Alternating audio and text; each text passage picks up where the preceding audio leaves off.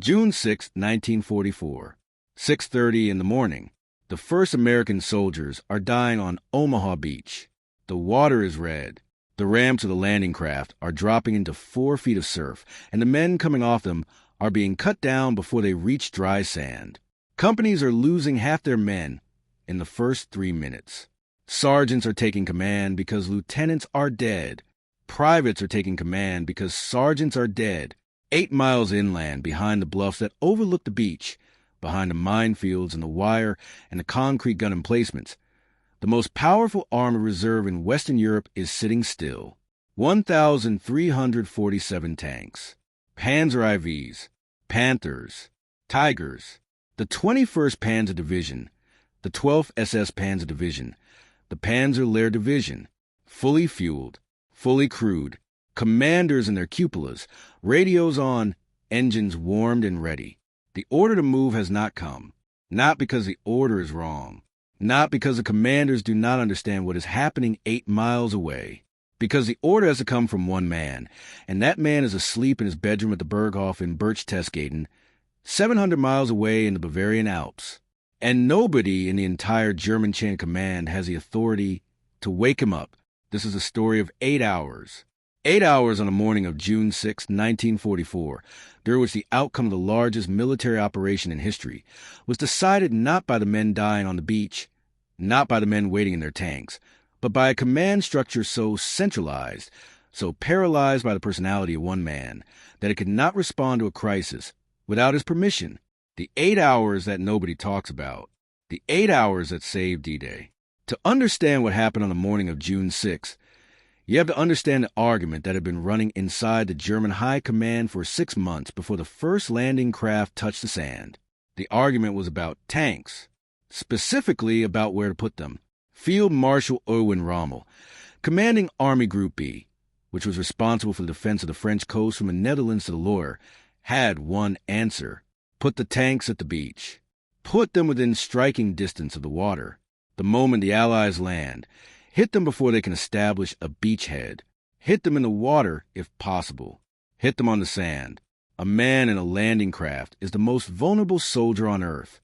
A man wading through surf with a rifle held over his head cannot fight back against a tank.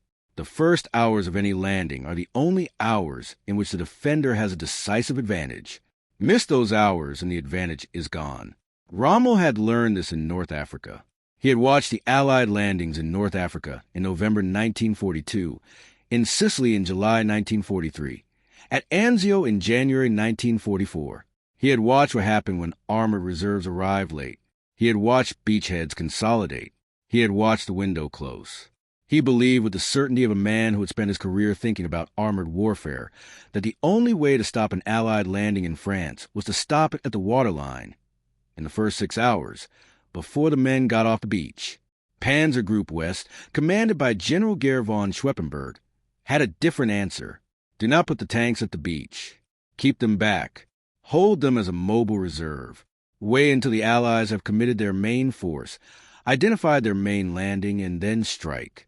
A concentrated armored counterattack against an established beachhead is more powerful than a dispersed armored response to an uncertain landing. Better to wait and be certain than to move and be wrong. Both arguments were militarily coherent. Both arguments were made by competent, experienced officers. Both arguments were presented to Hitler, who was the only man in the German command structure with the authority to resolve them. Hitler resolved them by doing nothing. He gave Rommel some of the tanks he wanted and gave Schweppenberg the rest. The result was that neither man had enough to execute his strategy. Rommel had enough tanks near the coast to create the illusion of a beach defense. Schweppenberg had enough tanks in reserve to create the illusion of a mobile counterattack force. Neither had enough for a decisive blow.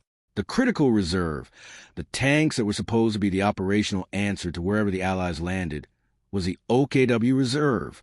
3 armored divisions held directly under Hitler's personal command, not under Rommel, not under Field Marshal von Rundstedt, who commanded all German forces in the West, under Hitler. They could not be moved without his order. The 3 divisions were the 12th SS Panzer Division Hitlerjugend, built around 17 and 18-year-olds indoctrinated since childhood, some of the most fanatical fighters in the German army. The Panzer Division, built around the instructors and demonstration troops of the German armored warfare schools, the most technically proficient tank crews in the Wehrmacht, and the 1st SS Panzer Division Leibstandard SS Adolf Hitler, the regiment that had begun as Hitler's personal bodyguard. These 3 divisions represented approximately 600 tanks of the most modern types available to the German army in the summer of 1944, together with the 21st Panzer Division, which was already positioned near Cannes and was under Rommel's direct command. They constituted the armored force that was supposed to destroy the Allied landing. On the night of June 5th to 6th, 1944, when the first reports of Allied paratroop landings began arriving at German headquarters, the question of what the OKW Reserve would do became the question of the entire campaign. The man who first understood what was happening was General Erich Marx, commanding the 84th Corps in Normandy. At 1:11 in the morning on June 6, Marx's headquarters received the first reports of American paratroopers landing in the Cotentin Peninsula. Marx was a one-leg veteran of the Eastern Front who had lost his right leg at Kursk. He had been celebrating his 53rd birthday at a dinner with his staff when the reports began coming in. He immediately canceled the dinner and went to his command post. Marx understood quickly that this was not a minor operation. The paratroop landings were too large, too coordinated, too deep. He requested permission to move his armored reserves. The problem was that the armored reserves available to Marx were limited. The 21st Panzer Division was within his operational area, but its commander, General Edgar Feutinger, was in Paris that night and could not be reached for hours. The division itself was slow to mobilize. Feutinger returned to his command at 2 o'clock in the morning after being alerted by phone. The larger problem was the OKW Reserve. The 3 divisions that could make the decisive difference were not under Marx, not under Rommel, not under von Rundstedt. They were under Hitler, and Hitler was asleep. At 2:30 in the morning on June 6th, Field Marshal von Rundstedt's headquarters requested that the OKW Reserve be released.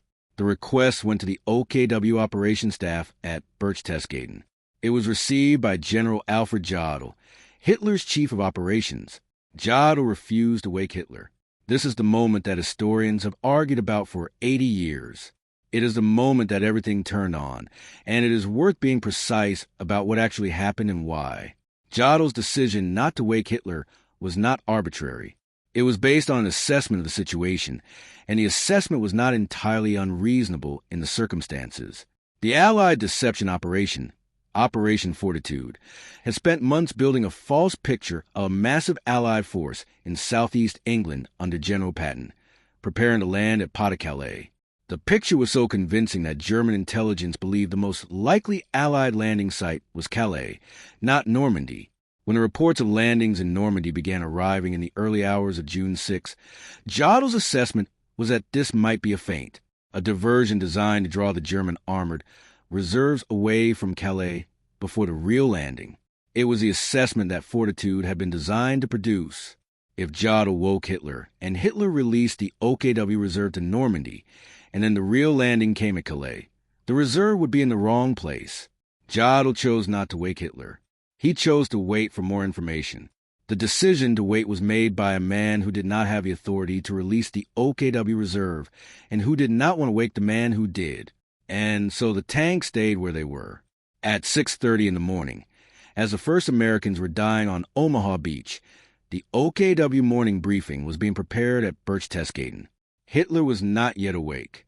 The briefing could not be delivered until he was awake. The briefing could not be delivered. Hitler woke at approximately 10 o'clock in the morning. Some accounts put the time later. The historian David Irving, working from surviving staff records and testimonies, places it at around 10 o'clock. He was briefed on the landings. He was, by multiple accounts, initially elated. He believed the diversion theory. He told his staff that the Allies had finally come, that this was a moment he had been waiting for, that the Atlantic Wall would hold him on the beach. He expressed confidence. The OKW reserve was not immediately released. The discussion about what to do with the armored reserve continued through the morning. Von Rundstedt renewed his request. Rommel, who had been in Germany visiting his wife on her birthday, and who was now racing back to his headquarters in a Mercedes staff car, sent his own request forward through his operations officer. At approximately 2:30 in the afternoon, 8 hours after the first request had been made, Hitler finally released the Panzer Division and the 12th SS Panzer Division to move toward Normandy. 8 hours. In those 8 hours, the Allied beachhead on Omaha had gone from catastrophe to survival. In those 8 hours, the British and Canadians had come ashore on Gold, Juno, and Sword beaches with considerably less opposition than the Americans at Omaha, and had pushed inland. In those 8 hours, the Rangers had scaled the cliffs at Point du Hoc. In those 8 hours, the American paratroopers of the 82nd and 101st Airborne, scattered across the Cotenden Peninsula by a navigation disaster, had begun to coalesce into fighting units and seize the causeways behind Utah Beach. The window that Rommel had identified, the window in which armor at the waterline could destroy a landing in its first hours, had closed. When the Panzer Division and the 12th SS finally began moving toward Normandy in the afternoon of June 6, they moved through daylight. And moving through daylight in Normandy in June 1944 meant moving under the eyes of the Allied air forces. The Panzer Division's commanding officer was Lieutenant General Fritz Bayerlein, one of the most respected armored commanders in the German army, a man who had served as Rommel's chief of staff in North Africa. Bayerlein had argued against moving by day. He had requested permission to move by night. When Allied air power was grounded, his request was denied. He was ordered to move immediately. Bayerlein moved. The Allied air forces found his columns. The results were catastrophic. In his post-war account, Bayerlein described the march from his assembly areas near Le Mans toward the Normandy front as the worst experience of his military career. The roads were jammed with vehicles. The fighter-bombers came in low. The attacks were continuous. Bayerlein's own account, quoted by historian Max Hastings in Overlord, stated that by the time Panzer Lehr reached its assembly area near the front, the division had lost 5 tanks destroyed, 84 vehicles of all types, and over 100 men killed or wounded before it fired a single shot in combat. This was the Panzer Lehr Division, the instructors and demonstration crews of the German armored warfare schools, the most technically proficient tank unit in the Wehrmacht, destroyed at a rate of nearly 10 vehicles an hour on a road march in France. The 12th SS Panzer Division Hitlerjugend had a similar experience. Its commander, SS Brigadier Fritz Witt, moved his division toward and through the afternoon and evening of June 6. The air attacks were constant. The roads were worse than expected. The division that was supposed to reach the beach on the first day reached the vicinity of Caen on the morning of June 7th, a day late. General Marx, the one-leg corps commander who had understood what was happening at 1 in the morning, was killed by a strafing P-47 on June 12th, 6 days after the landing, while riding in his staff car on a Norman road. He died before the battle for Normandy was decided, but he had understood from the first hour what the outcome would be. The 21st Panzer Division, the one formation that was already in position, made the only German armored counterattack of June 6. A battle group under Colonel Hermann von Appeln-Bronikowski drove north toward the coast in the afternoon of June 6, attempting to reach the beach between the British and Canadian sectors. They came within 1.5 miles of the water. They could see the invasion fleet offshore. They turned back. The reason they turned back is one of the stranger footnotes of D-Day. As they approached the coast, 250 American gliders of the 6th Airborne Division appeared overhead in a massive resupply operation for the paratroopers already on the ground. Von Appeln-Bronikowski, looking at what appeared to be a massive 2nd Airborne landing behind him, concluded that he was about to be cut off. He pulled back. The gliders were not a second landing. They were a routine resupply. But in the chaos and uncertainty of the first hours, with German communications disrupted and command authority paralyzed, they looked like one. By the evening of June 6, the Allied beachhead was secure, tenuous, shallow, desperately sure of the objectives set for the first day, but secure. The men on Omaha who had survived the morning were off the beach. The British were in Bayou. The Canadians had pushed further inland than any other Allied force. The paratroopers controlled the flanks. The 1,347 German tanks that had been 8 miles from the beach that morning had not destroyed the landing. Some of them had not moved at all. Some of them were still waiting for orders that came too late. Some of them were burning on Norman roads. Rommel reached his headquarters at La Roche-Guyon at 10 in the evening of June 6. He had been driving since early morning, 700 miles across Germany and France in a staff car. He had missed the entire day. He had been visiting his wife for her birthday when the largest invasion in history began. The decision not to drive back immediately on the night of June 5th, when a weather report he had received seemed to suggest a landing would not come for days, had cost him the most important day of the campaign. He walked into his map room and looked at the situation board. The Allies were ashore on 5 beaches. The beachhead was established. The reserve that might have stopped them had been held back, released too late, and destroyed from the air on its approach. Rommel said nothing that was recorded. He looked at the map for a long time.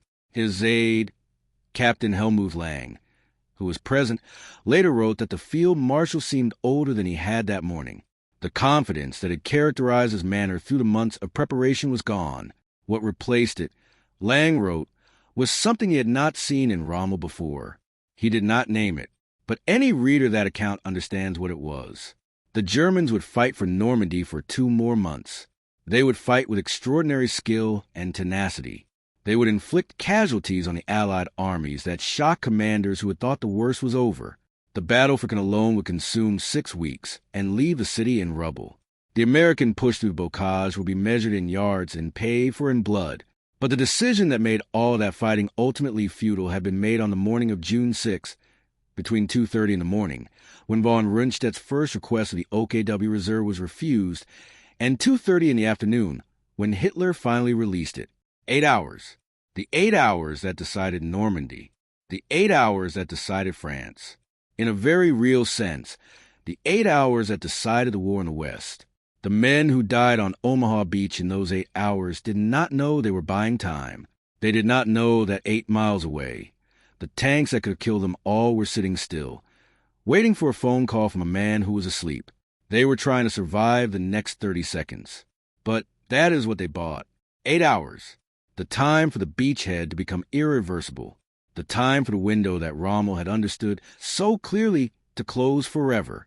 Rommel had said before D-Day that the first 24 hours of the invasion would be decisive. He called it the longest day. He was right that it would be decisive. He was wrong about what would make it decisive. He thought it would be decided by tanks and guns and men fighting on the sand. It was decided by a phone that nobody picked up. In September 1944, 3 months after D-Day, Field Marshal Rommel was lying in a hospital in Germany, recovering from injuries received when his staff car was strafed by a Royal Air Force fighter on a Norman road. The Gestapo came to his hospital room.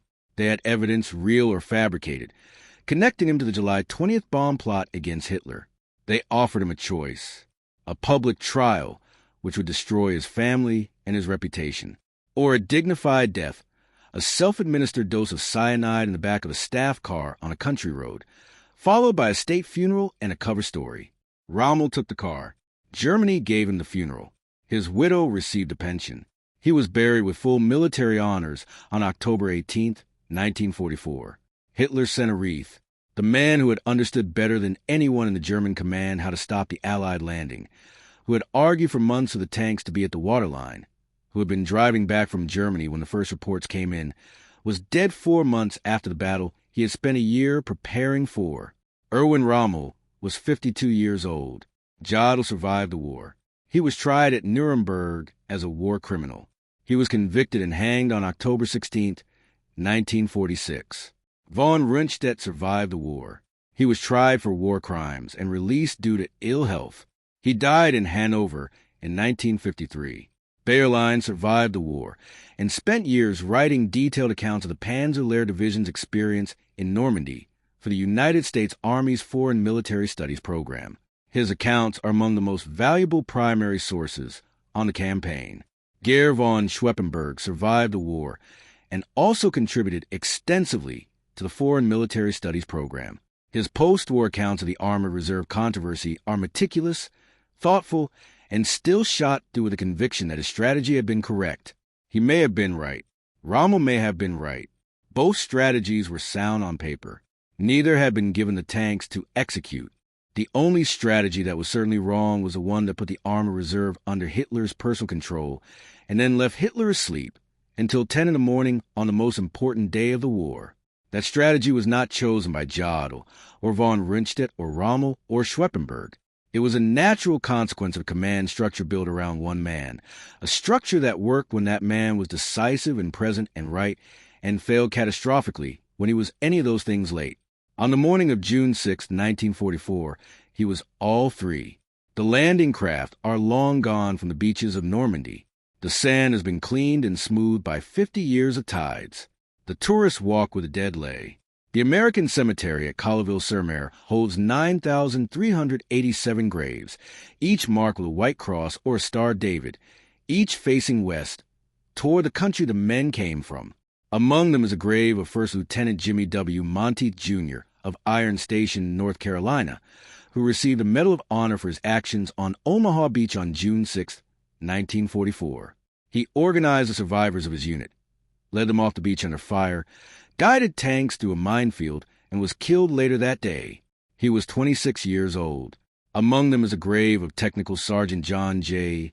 Pinder, Jr., of McKees Rocks, Pennsylvania, who was hit 3 times while carrying radio equipment through the surf at Omaha, and kept going back into the water to retrieve more equipment until he was killed by enemy fire. He received the Medal of Honor posthumously. He was 30 years old. Among them is a grave of Second Lieutenant Walter D. Eller's brother Roland, killed on June 9th.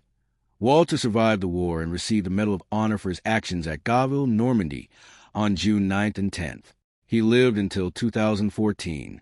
The men in that cemetery did not know about the tanks 8 miles away. They did not know about Jodl's decision not to wake Hitler. They did not know about the phone call that was never made. They knew about the sand and the wire and the bluffs and the men shooting at them from the top of those bluffs. They knew about the next 30 seconds. Everything else, the tanks, the reserve, the 8 hours, the structure that paralyzed the response, the man in the Bavarian Alps who slept while the largest invasion in history came ashore 8 miles from a force that could have stopped it, is what we know now, 80 years later, from the documents and the testimonies and the maps. What we know is this. The landing almost failed, not at the waterline, not because of German resistance, though that resistance was lethal and real.